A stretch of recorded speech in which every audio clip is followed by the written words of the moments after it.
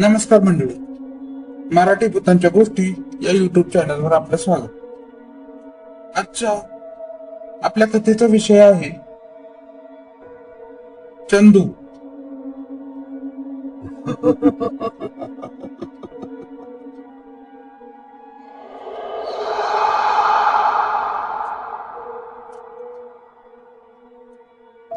ए रुक्मी, पाणी आण लवकर. सावकाराच्या शेतात मोलमजुरी करून घरी परतलेल्या पांडवाने आपल्या मुलीला हाक दिली. पोर घरात नाही ती, असं म्हणत त्याची बायको पाण्याचा भरलेला तांब्या घेऊन बाहेर आली. पोरं रानात गेलं. सुनेसाठी जाळान ताटूक आणाय. अगं बाई, भाकर करपली वाटतं. एवढं बोलून तशीच आत गेली.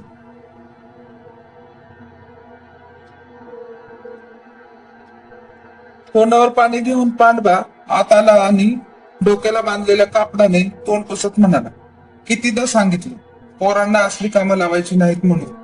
पुन्हा नाही सांगणार. तोवर भिंतीला कडेला अंथरुणावर पडलेले पांडवाचे वडील हुकत हुकत म्हणाले, पौर्णिमा बघायची नाही, अमावस्या बघायची नाही, पोरांना कुठं पण पाठवायचं.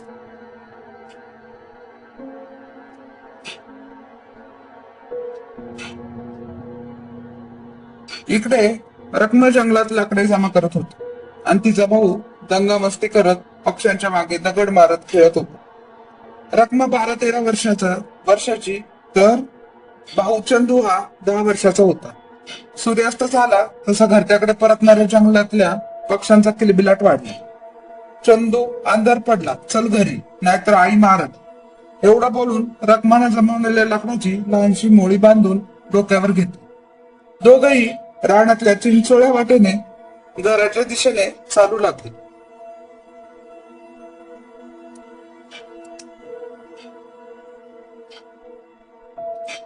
पक्ष्यांची लांबच्या लांब माळ आकाशात दिसू लागल्या. काय रे, तो बघ ससा. जमिनीवर पडलेला एक दगड उचलून चंदूने त्याच्या दिशेने भिरकवला. तसे ते सशाचे पिल्लू शेजारच्या झुडपात शिरले. सशाच्या मागे चंदूही त्या झुडपाकडे जाऊ लागला. चंद्या, जाऊ दे त्याला, रात्र व्हायला आली, चल लवकर घरी. पण चंदूने रकम्याच्या बोलण्याकडे साफ दुर्लक्ष करून त्या काटेरी झुडपाकडे निघाला.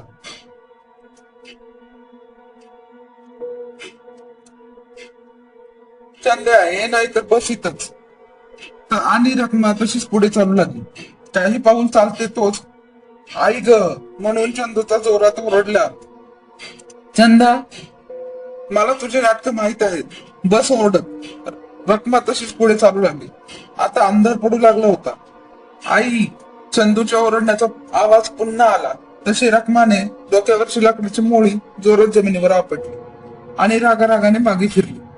चांद्या, कुठे लपलायस? बाहेर ये लवकर, नाहीतर मी तुला बदलून काढेन.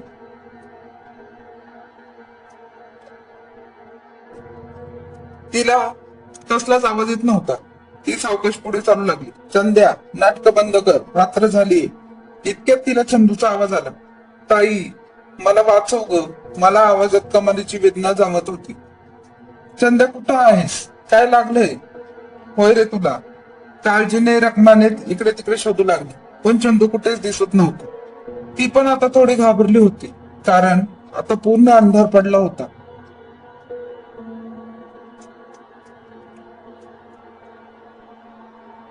चंद्या, मला भीती वाटते, कुठे आहेस? सांग की र. रखमाने विनवण्या स्वरात चंदूला विनवण्या करू लागली, पण त्याची काहीच चावल येत नव्हती. ती तशीच जागेवर शांत थांबून राहिली. तसा तिला काही अंतरावर जंगलातल्या वाळलेल्या पालापाचोळ्यातून कोणाच्या तरी चालण्याचा आवाज येऊ लागला. तिला वाटले हा तिचा भाऊ. तिची नजर चुकून चाललाय.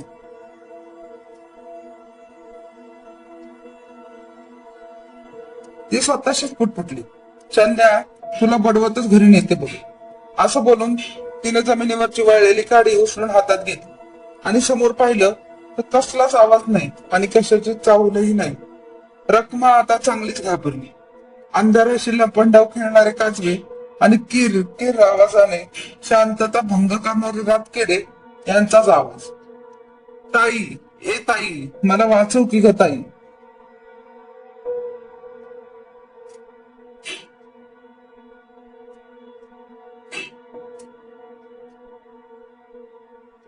कुठून तरी चंदूच्या रडण्याचा आवाज ऐकू येऊ लागला. रखमाने आवाज ऐकला. चंदू, कुठे आहेस रे? म्हणत ती त्या आवाजाच्या दिशेने चालू लागली. जसजशी ती आवाजाच्या दिशेने जाऊ लागली तसा तो आवाज आणखी मोठा होऊ लागला. भावाच्या काळजीने आता ती त्याला आवाजामागे धावत सुटली. इकडे घरी पांडवाची बायको दारात डोक्याला हात लावून बसली होती. तिच्या डोळ्यातून एक सारखे अश्रू वाहत होते. रात्रीचे 10 वाजून गेले होते, पण रानात गेलेली तिची मुलं घरी परतली नव्हती.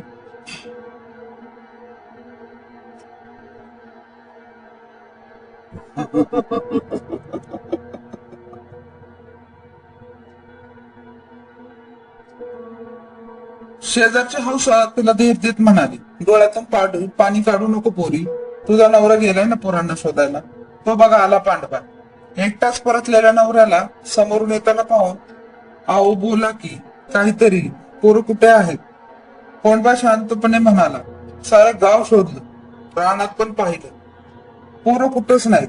तसं त्याच्या बायकोला जास्तच रडू कोसळलं.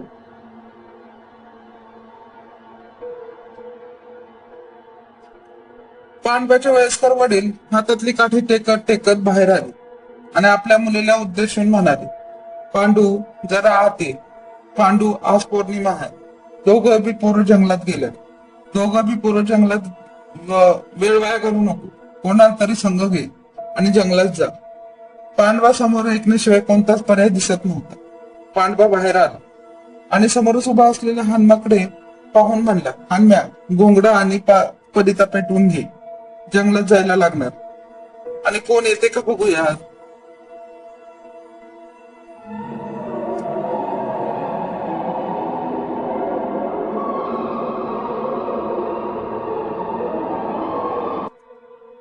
गावामध्ये कोण बी नाही. सगळे वरातीत तमाशाला गेलेत. एवढं बोलून हनुमा तयारी करायला गेला. हातात मशाल, कमरेला कोयता, पायात कोल्हापुरी चपला, डोक्याला पटका. अशा पेहरावात दोघंही जंगलाच्या दिशेने निघाले. रात्र पुढे सरकत होती. पौर्णिमेचं टपोरात पांढरे शुभ्र चांदणे पडलं होतं, त्यामुळे पायवाट स्पष्ट दिसत होती. दोघेही झपाझप पावले टाकत चालत होते.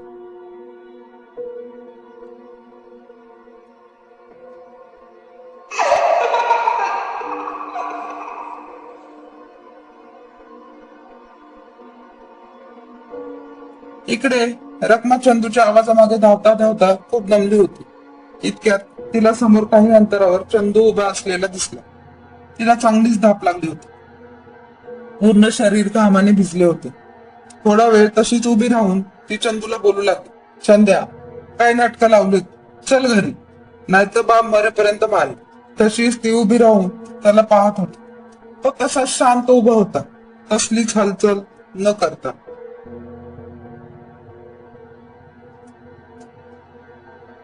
सगळीकडे भयानक शांतता पसरली होती. तो एक सारखा रखमाकडे पाहत होता.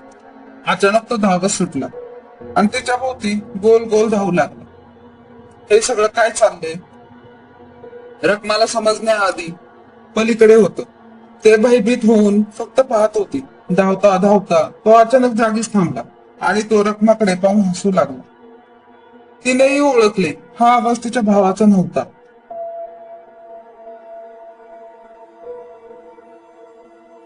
तिच्या शरीरात प्राण नसल्यासारखे ती उभी होती. आता तो जोराने किंचाळला, वेगाने धावत रखमाच्या दिशेने येऊ लागला. त्याला पाहून तिच्या सर्व अंगावर काटा उभा राहिला. तो तसाच किंचाळत धावत सुटला. जसजसा जवळ येईल तसतसा त्याच्या कर्णकर्कश आवाजाने रखमाचे डोके सुन्न झाले. तो तिच्या जवळ आला आणि तिने आपल्या कानावर हात ठेवले. डोळे कच्च मिटून ती खाली बसली.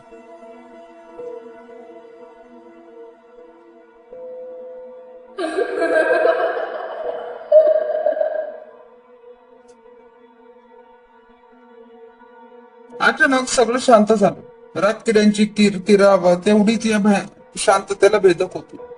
डोळे उघडायची तिची हिंमत होत नव्हती. भीतीने रखमा थरथर कापत होती. धाडस करून हळूहळू तिने डोळे उघडले. समोर कोणीच नव्हतं. आजूबाजूला पाहिलं पण कोणीच नव्हतं. तिनं ठरवलं, आता काही करून इथून घराच्या दिशेने धावत सुटायचं. तोच पुन्हा हाक ऐकू येईल लागला, तायडे, ए तायडे. इतक्यात तिचं लक्ष काही अंतरावर असलेल्या वडाच्या झाडाकडे गेलं.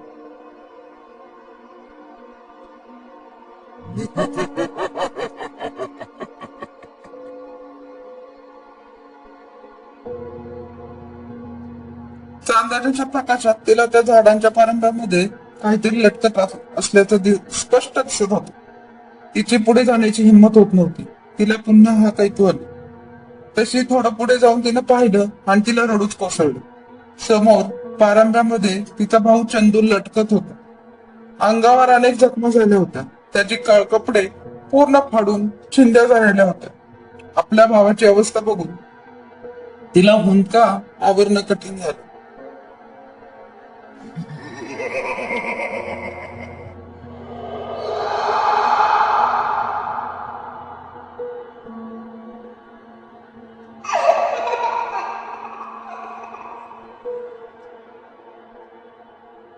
तशीच ती म्हणाली, चंद्या इथे कसा आलास? एवढं कसं लागलं तुला?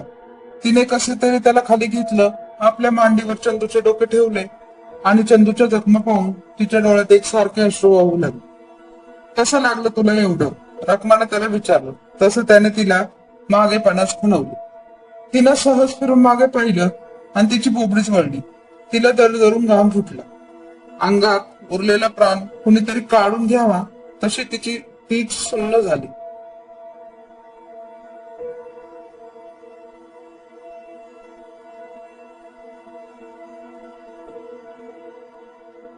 तिने समोर पाहिलं, एक काळा कुट्टा आकृती तिच्या मांडीवर होत.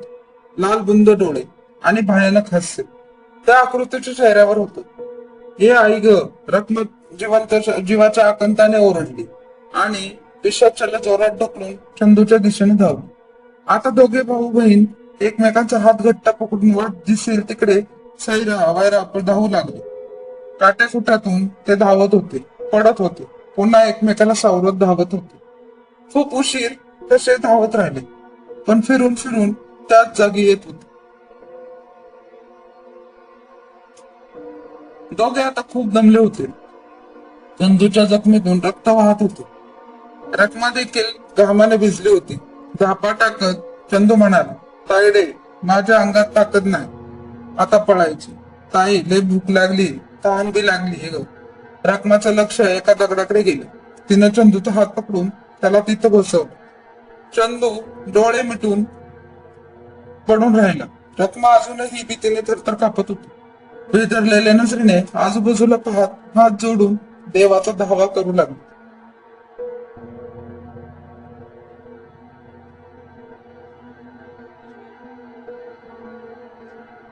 इतक्यात चंदू उठून बसला. तायडे मला लय भूक लागली ग. त्याचे लाल बुंद डोळे झाले होते. त्याने रखमाचा हात आपल्या हातात घेतला तसे तिचे डोळे पाणावले. रखमा बोलली, चंदू काय खायला घालू तुला? भूक तर मला पण लागली, पण आधीच इथून बाहेर पडूया. तोच चंदूना रखमेच्या हाताचा कर्कतूनचा आवाज येतो. जीवाच्या आकंताने ती ओरडली आणि जोराने हात झटकून बाजूला झाली.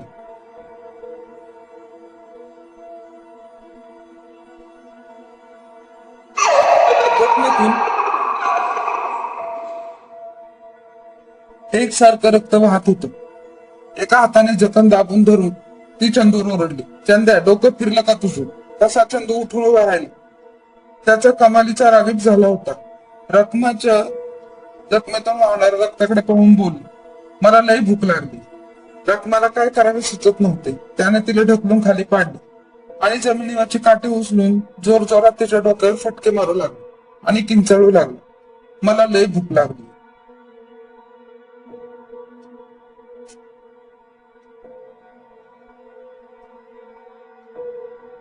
पाठ झाली होती. पांडवा मुलांना अजूनही शोधत होता. जंगलात बरेच आत गेले होते ते दोघे. खूपच थकले आणि एका दगडाला टेकून देऊन बसले. इतक्यात हनुमा ओरडले, पांडू ते बघ. दोघांचे लक्ष बाजूलाच पडलेल्या रखमा आणि चंदूवर गेले. अरे देवा, काय झालं हे? पांडवा धावत मुलांकडे गेला. चंदूच्या सर्व शरीरावर जखमा झाल्या होत्या. रखमेच्या हातावर डोक्यावर खोल जखम झाली होती. रक्त अजूनही वाहत होते. हनुमा बोलला, दोघं पण जिवंत आहेत, घरी घेऊन जाऊया.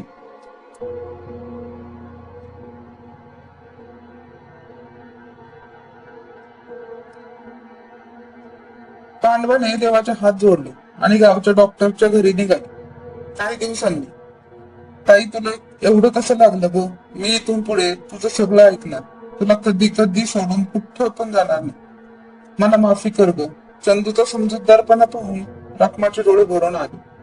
त्याला छातीशी कवटाळून ती म्हणाली, मी कशामुळे रागवू तुझ्यावर, आणि मी पण तुला वचन देते. दवाखान्याच्या खिडकीमधून आत पाहून पांडवाच्या डोळ्यातून गळागळा अश्रू वाहू लागले. त्याच्या खांद्यावर हात ठेवत डॉक्टर साहेब म्हणाले, आपल्या भावाच्या मृत्यूचा तिला जबर धक्का बसला आहे. त्यातून सावरायला तिला बराच वेळ लागला. आवरा स्वतःला. आणि दवाखान्यातील लाकडी बाकावर बसून पांडवा आणि त्याची बायको नाही मोकळून रडू. त्या प्रसंगातून ती एकटीच वाचली होती. तिचा भाऊ कधीच मेला होता. तिच्याशी तिच्या भावाचं भूत बोलत होत. धन्यवाद.